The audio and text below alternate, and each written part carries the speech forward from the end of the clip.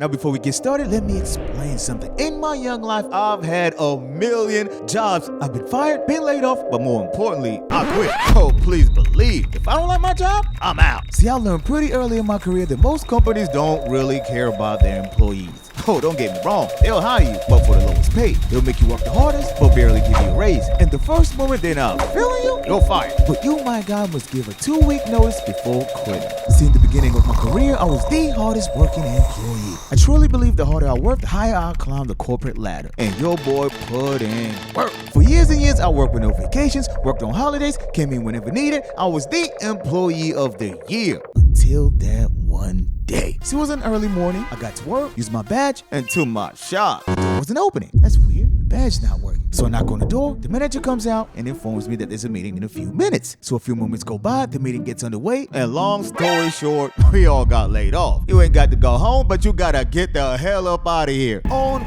guard. People's whole livelihood went down the drain, dead in front of me. I saw grown-ass people cry crocodile tears, and no one cared. And from that day forward, I became a savage. I vowed to never break my back for a company. I'm doing rich enough not to get fired. So since your boy was unemployed, I needed a way to make money. And a man's gotta do what a man's gotta do. So with no other options, I decided to start doing Uber until I find another job. So I get on the app, apply for the job. A few days later, your boy was on the road grinding. Now working for Uber has its advantages. You get to work on your own pace, no bosses, no co-workers, you're working at your own time, no morning traffic, no 30-minute lunch breaks, and most importantly, you get paid the same day. But then there's the disadvantages, the mileage on your car, the expenses, no benefits, but even worse, the customers. Freaking seat is leaning on my knee. You have to have consideration for passengers when they get in your car. Can you do me a favor? Can you move the seat forward because it's hitting my knees at this point. Yeah, no problem. Hold on. It's very uncomfortable. Is that better?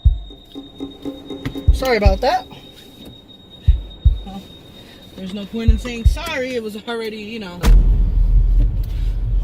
you hold on? I didn't even put my seatbelt on, sir. Now don't get me wrong, 99% of riders are cool. They'll hop on the ride, chat with you for a few minutes, maybe even leave you a small tip. But that 1%, Lord have mercy. See, in theory, Uber is just a fancy way of hitchhiking. You hop on the app and ask for a ride. Problem is, you don't know what maniac is gonna pull up. See, in case you didn't know, in 2019, Uber had 3,824 incidents of severe sexual assault and misconduct just in the US.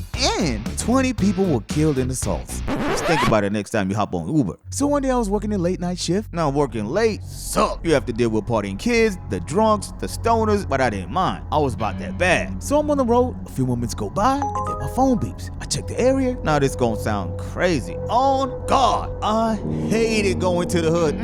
Not your boy. First of all, ninjas don't tip. And second, I'm not going to a high crime neighborhood. But on this particular day, for some reason, I was like, you know what? I'm gonna give these ninjas a chance. So I get to the location, the guy hops into the ride, which first of all was weird because he wanted to sit in the front. And second, this was a white boy in a black neighborhood. So we get on the road and he's like, you mind if we make a couple stops? So I'm like, cool, not a big deal. More stops means more money. So we get to the first stop, he hops outside, a car pulls up behind us. A few seconds later, he comes back and off we went. Everything went cool. More money for me, right? Then we get to the second stop. Same thing once again. The guy leaves the car, I wait a few minutes, he comes back, not a problem. Then came the third spot. Now from the location, I knew something was different. First, the place was pitch dark. I could barely see. So I'm like, who in their right mind will be waiting here this late? You sure this is a spot? Yeah, this is it. Just wait right here. So he leaves the car and I start waiting.